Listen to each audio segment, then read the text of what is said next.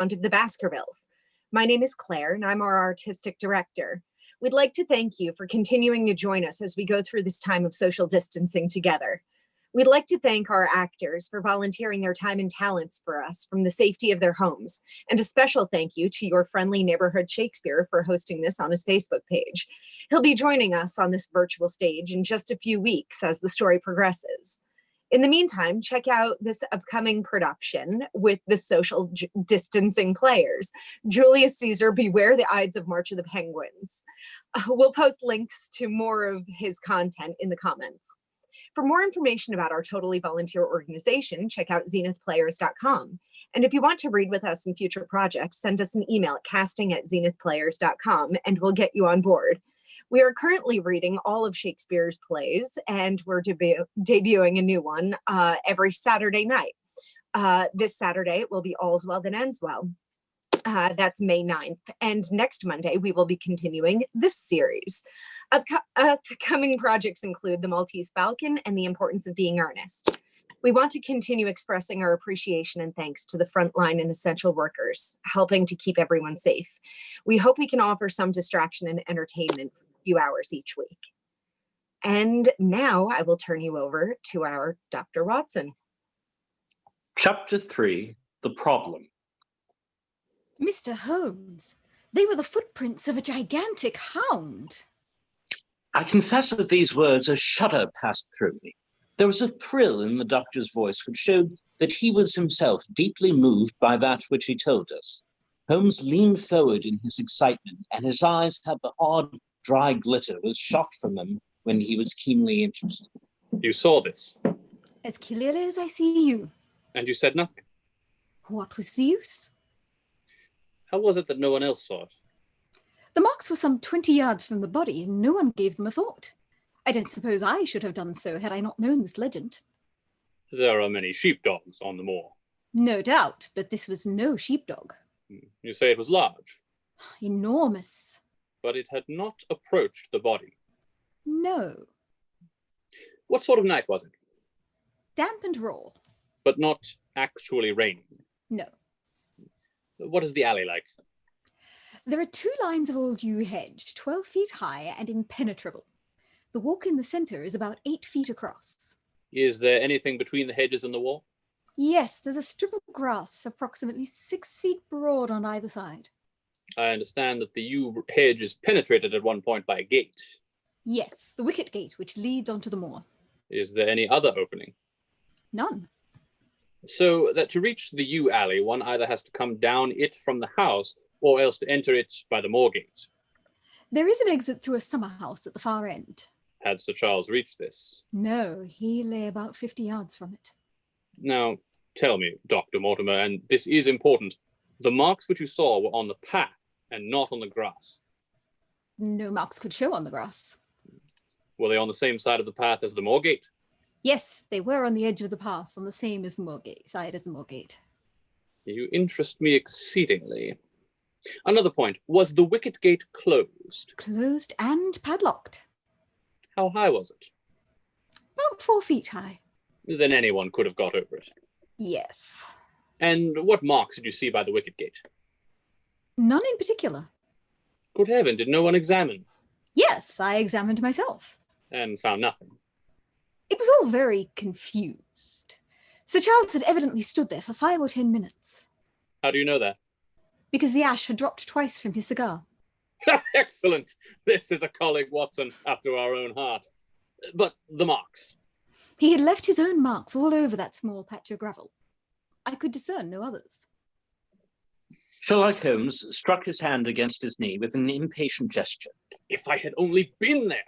It is evidently a case of extraordinary interest and one which presented immense opportunities to the scientific expert.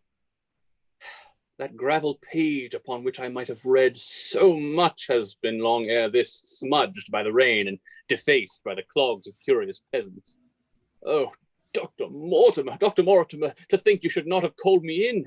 You indeed have much to answer for. I could not call you in, Mr. Holmes, without disclosing these facts to the world, and I've already given my reasons for not wishing to do so. Besides... Why do you hesitate? There is a realm in which the most acute and most experienced of detectives is helpless. You mean that the thing is supernatural? I did not positively say so. No, but you evidently think it. Since the tragedy, Mr. Holmes, there have come to my ears several incidents which are hard to reconcile with the settled order of nature. For example?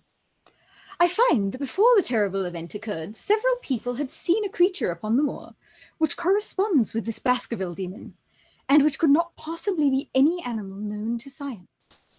They all agreed that it was a huge creature, luminous, ghastly, and spectral. I have cross-examined these men.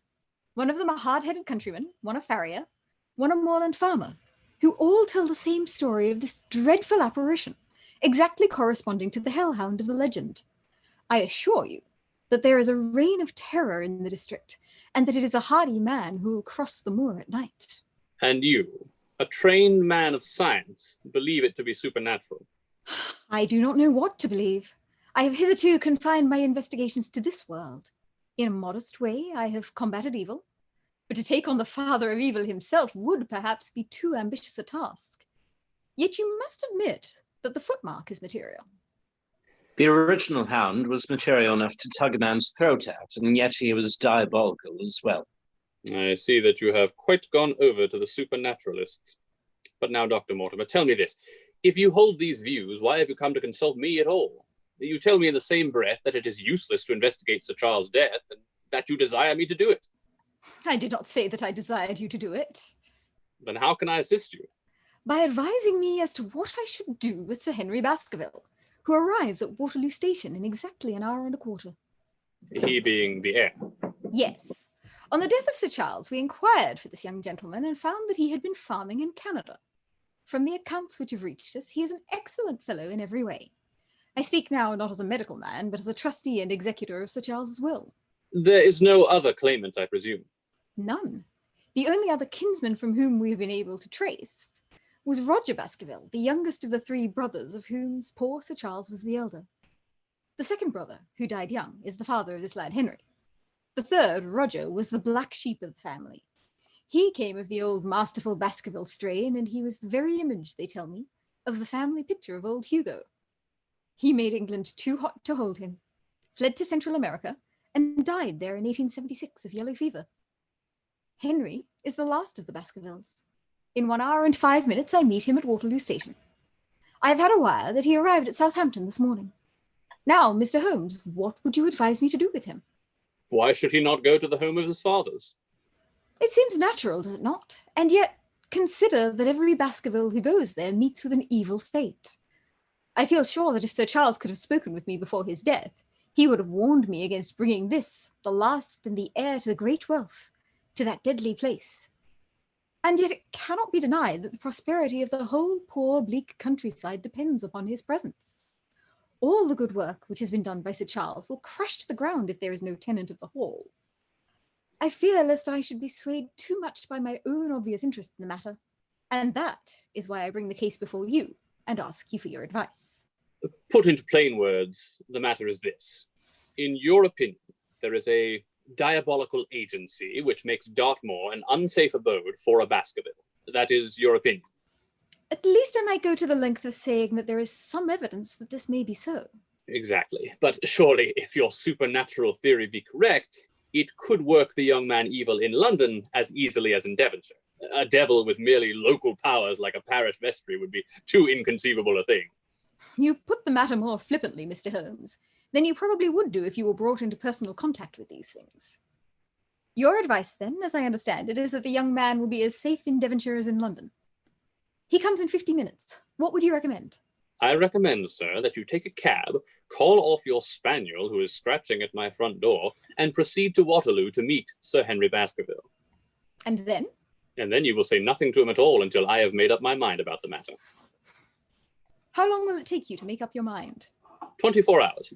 At 10 o'clock tomorrow, Dr. Mortimer, I will be much obliged to you if you will call upon me here, and it will be of help to me in my plans for the future if you will bring Sir Henry Baskerville with you.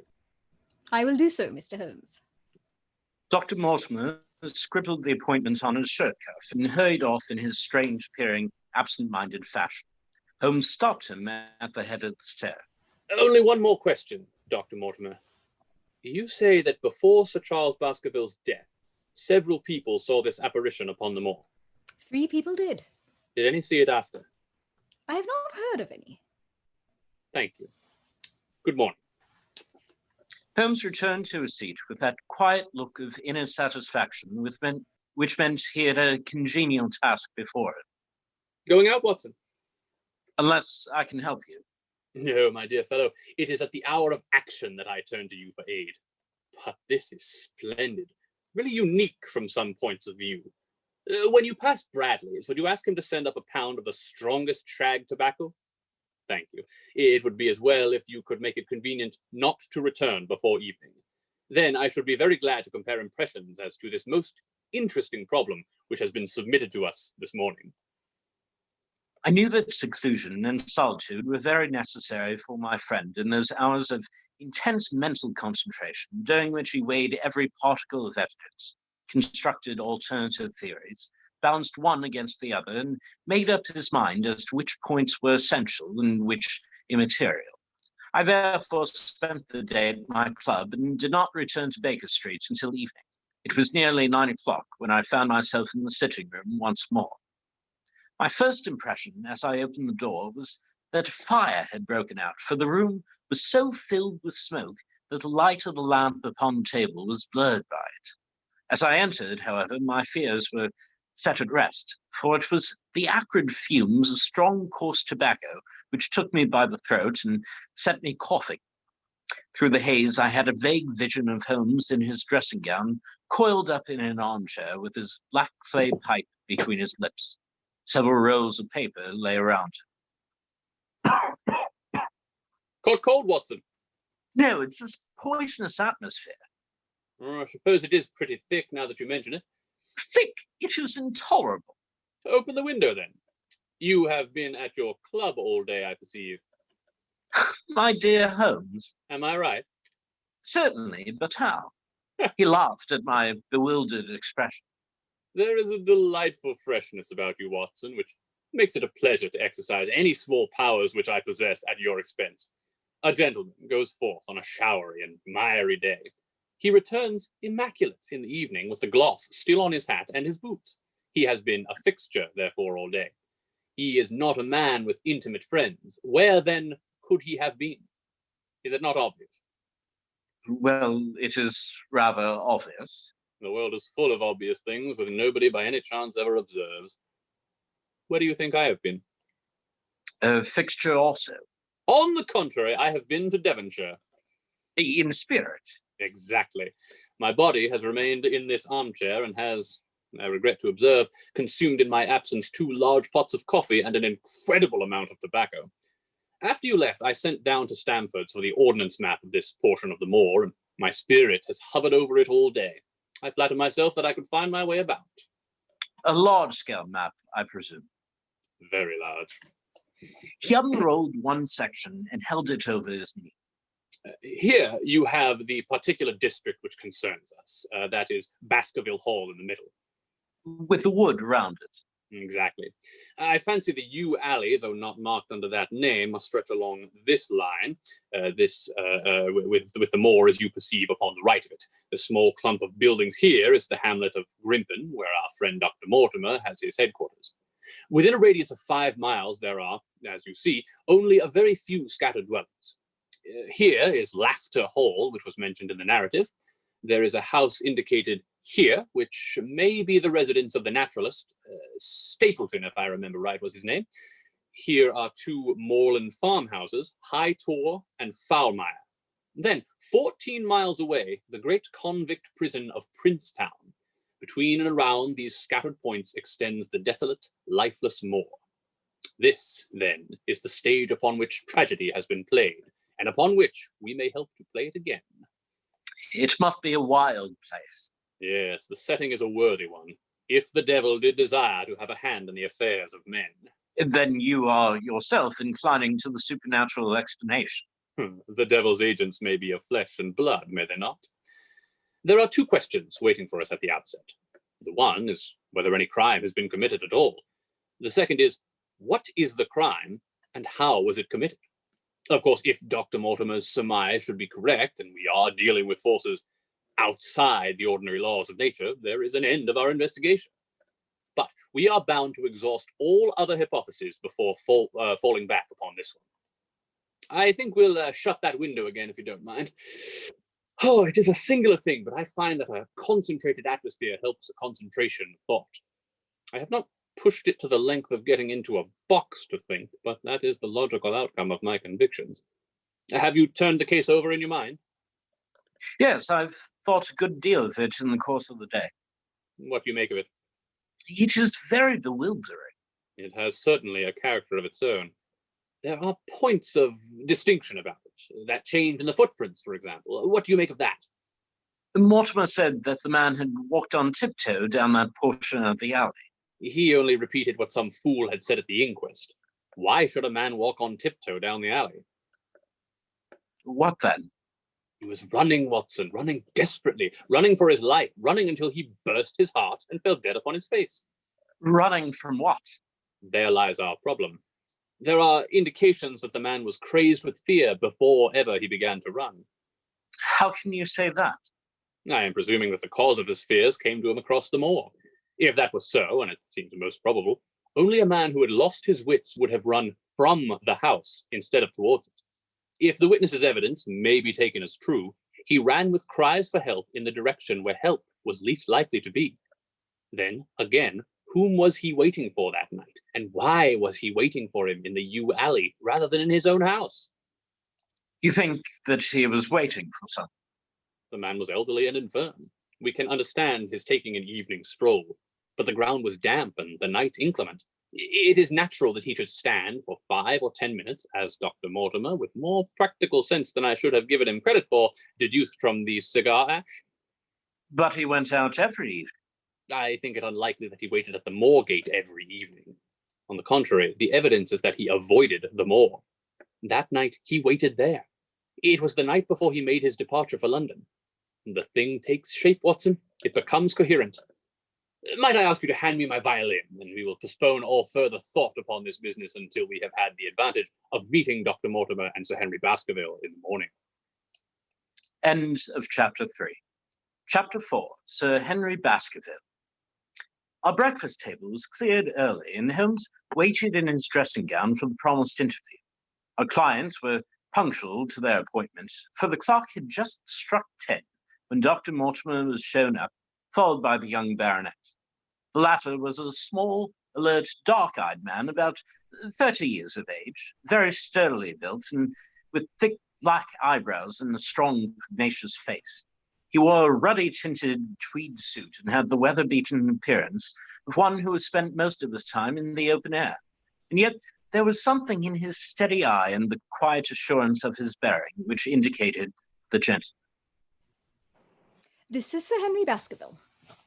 Why, yes. And the strange thing is, Mr. Sherlock Holmes, that if my friend here had not proposed coming round to you this morning, I should have come on my own account.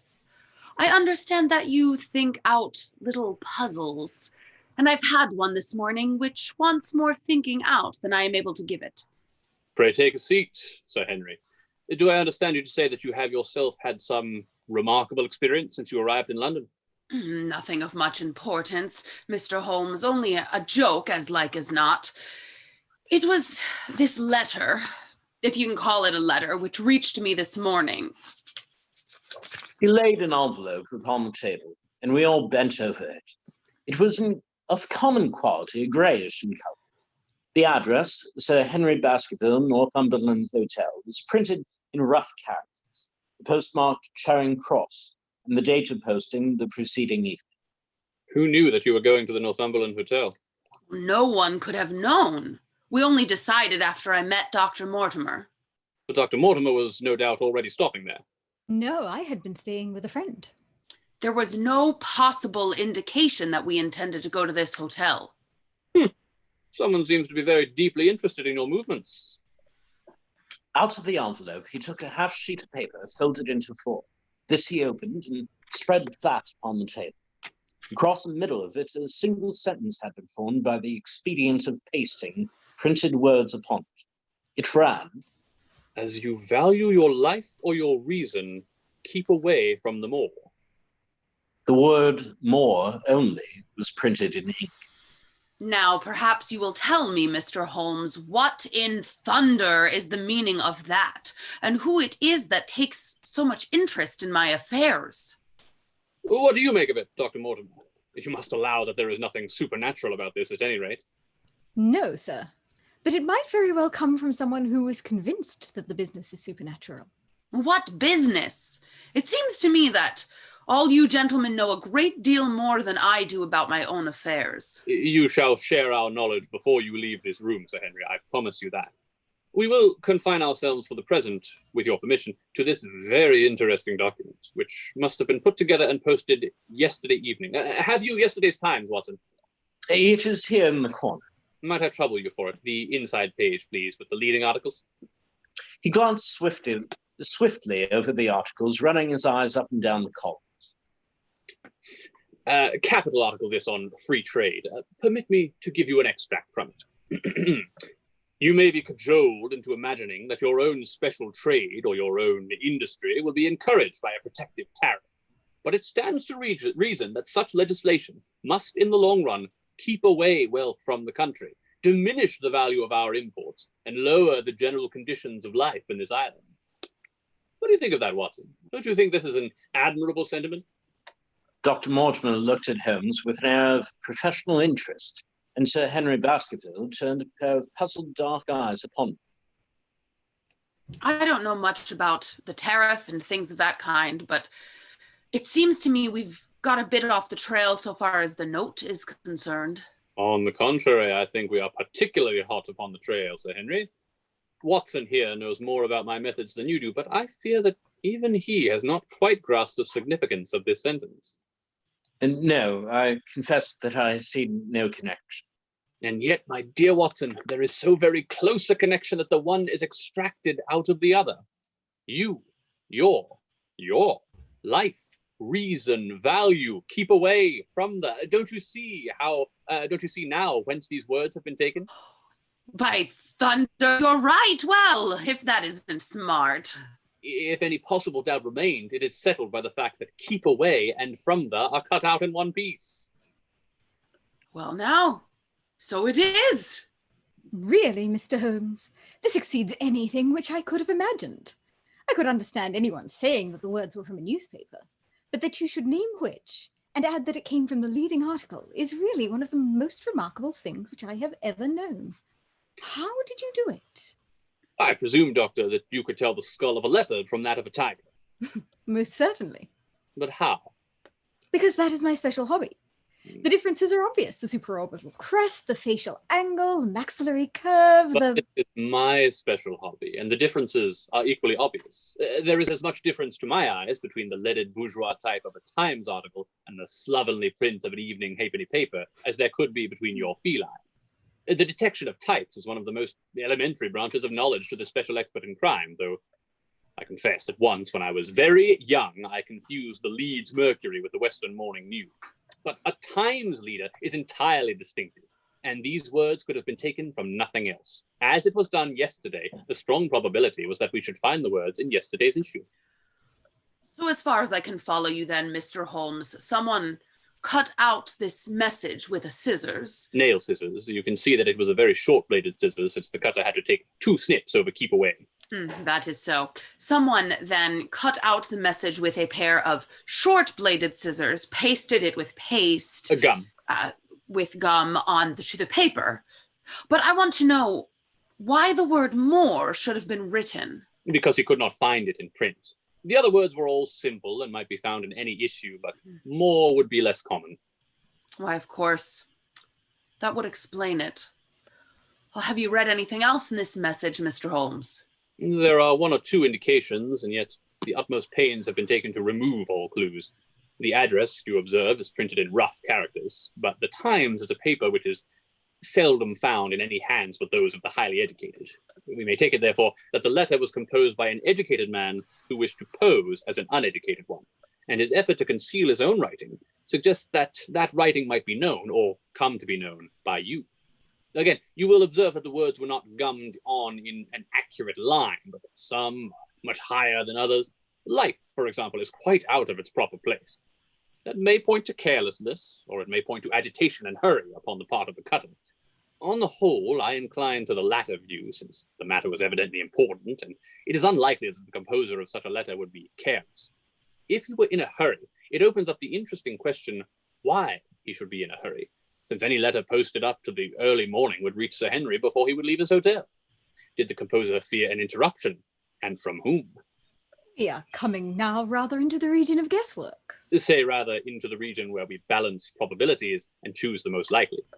It is the scientific use of the imagination, but we have always some material basis on which to start our speculation. Now, you could call it a guess, no doubt, but I am almost certain that this address has been written in a hotel. How in the world would you say that? If you examine it carefully, you will see that both the pen and the ink have given the writer trouble. The pen has spluttered twice in a single word and has run dry 3 times in a short address, showing that there was very little ink in the bottle. Now, private pen or ink bottle is seldom allowed to be in such a state, and the combination of the two must be quite rare.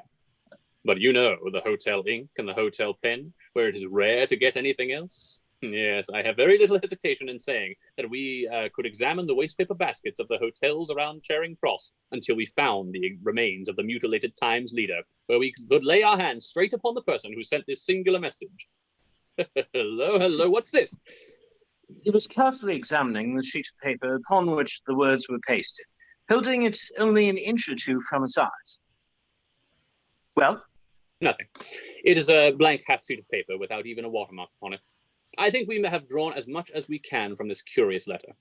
And now, Sir Henry, has anything else of interest happened to you since you have been in London? Why, no, Mr. Holmes, I think not. You have not observed anyone follow or watch you? I seem to have walked right into the thick of a dime novel. Why in thunder should anyone follow or watch me? We are coming to that. You have nothing else to report to us before we go into this matter? Well, it depends on what you think worth reporting. I think anything out of the ordinary routine of life well worth reporting. I don't know much of British life yet, for I have spent nearly all my time in the States and in Canada. But I hope that to lose one of your boots is not part of the ordinary routine of life over here. You have lost one of your boots. My dear sir, it is only mislaid. You will find it when you return to the hotel. What is the use of troubling Mr. Holmes with trifles of this kind? Well, he asked me for anything outside of ordinary routine. Exactly. However foolish the incident may seem. You have lost one of your boots, you say. Well, mislaid it, anyhow. I put them both outside my door last night, and there was only one in the morning. I could get no sense out of the chap who cleans them. The worst of it is that I only bought the pair last night in the Strand. I've never had them on. If you had never worn them, why did you put them out to be cleaned? They were tan boots and had never been varnished. That was why I put them out. Then I understand that on your arrival in London yesterday, you went out at once and bought a pair of boots. I did a good deal of shopping. Dr. Mortimer here went round with me. You see, if I am to be squire down there, I must rest the part, and it may be that I got a little careless in my ways out west. Among other things, I brought these brown boots, gave $6 for them, and had one stolen before I ever had them on my feet. It seems a singularly useless thing to steal. I confess that I share Dr. Mortimer's belief that it will not be long before the missing boot is found. And now, gentlemen, it seems to me that I have spoken quite enough about the little that I know. It is time that you kept your promise and gave me a full account of what we are all driving at. Your request is a very reasonable one. Dr. Mortimer, I think you could not do better than to tell your story as you told it to us. Thus encouraged, our scientific friend drew his papers from his pocket and presented the whole case as he had done the morning before. Sir Henry Baskerville listened with the deepest attention and with an occasional exclamation of surprise. When the long narrative was finished, he said, Well, I seem to have come into an inheritance with a vengeance.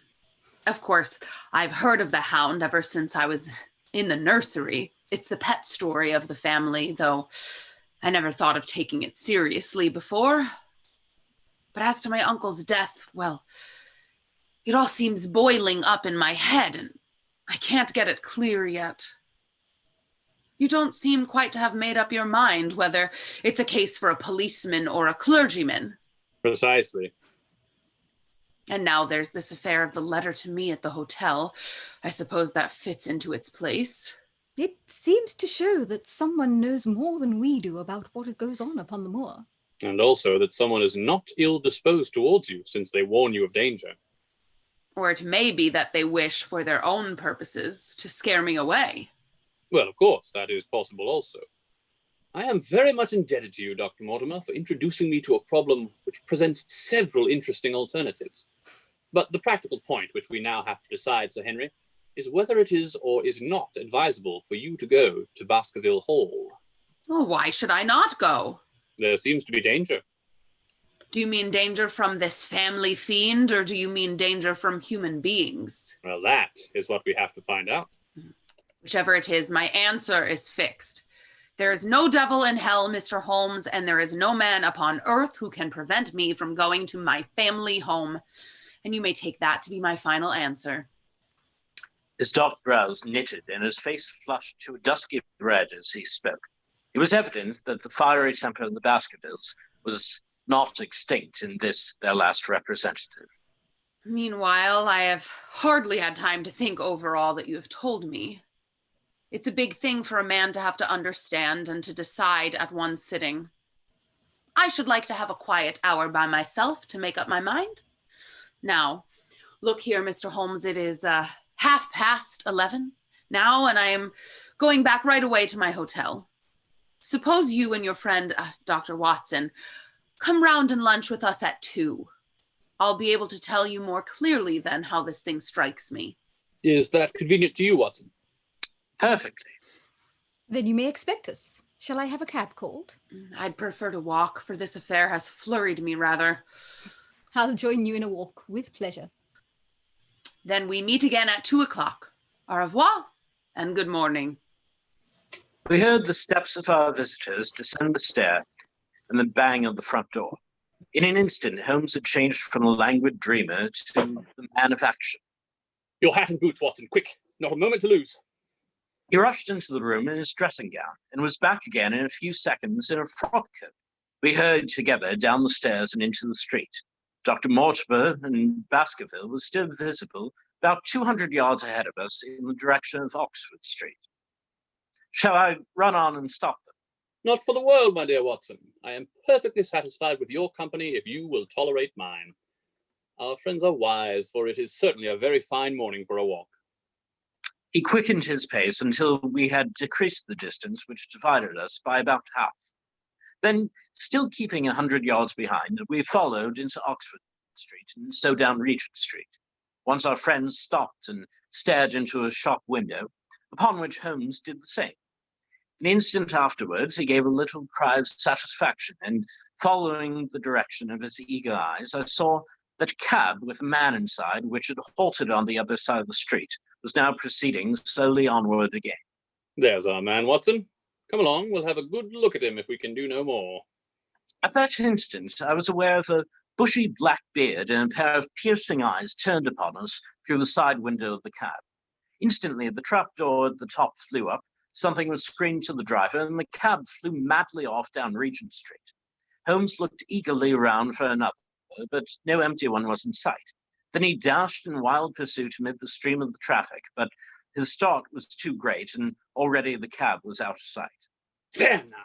Was ever such bad luck and such bad management too? Oh, Watson, if you are an honest man, you will record this also and set it against my successes. Who is the man? I have not an idea. Spy. Well, it was evident from what we have heard that Baskerville has been very closely shadowed by someone since he has been in town. How else could it be known so quickly that it was the Northumberland Hotel which he had chosen? If they'd followed him the first day, I argued that they would follow him also the second. You may have observed that I twice strolled over to the window while Dr. Mortimer was reading his legend. Yes, I remember. I was looking out for loiterers in the street, but I saw none. We are dealing with a clever man, Watson.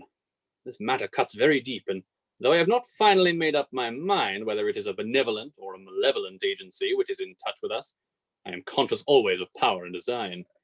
When our friends left, I at once followed them in the hopes of marking down their invisible attendant. So wily was he that he had not trusted himself upon foot, but he had availed himself of a cab so that he could loiter behind or dash past them and so escape their notice. His method had the additional advantage that if they were to take a cab, he was all ready to follow them. It has, however, one obvious disadvantage. It puts him in the power of the cabman. Exactly.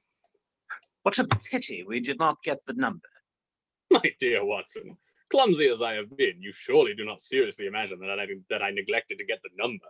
Number 2704 is our man, but that is no use to us for the moment. I fail to see how you could have done more. On observing the cab, I should have instantly turned and walked in the other direction. I should then at my leisure have hired a second cab and followed the first at a respectful distance, or better still, have driven to the Northumberland Hotel and waited there. When our unknown had followed Baskerville home, we should have had the opportunity of playing his own game upon himself and seeing where he made for. As it is, by an indiscreet eagerness, which was taken advantage of with extraordinary quickness and energy by our opponent, we have betrayed ourselves and lost our man. We had been sauntering slowly down Regent Street during this conversation. Dr. Mortimer, with his companion, had long vanished in front of us. There is no object in our following them. The shadow has departed and will not return. We must see what further cards we have in our hands and play them with decision. Could you swear to that man's face within the cab? I could swear only to the beard. And so could I, from which I gather that in all probability it was a false one. A clever man upon so delicate an errand has no use for a beard save to conceal his features. Come in here, Watson. He turned into one of the district messenger offices, where he was warmly greeted by the manager. Ah, Wilson, I see you have not forgotten the little case in which I had the good fortune to help you. No, sir, indeed I have not. You saved my good name and perhaps my life.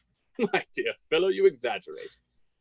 I have some recollection, Wilson, that you had among your boys a lad named Cartwright, who showed some ability during the investigation.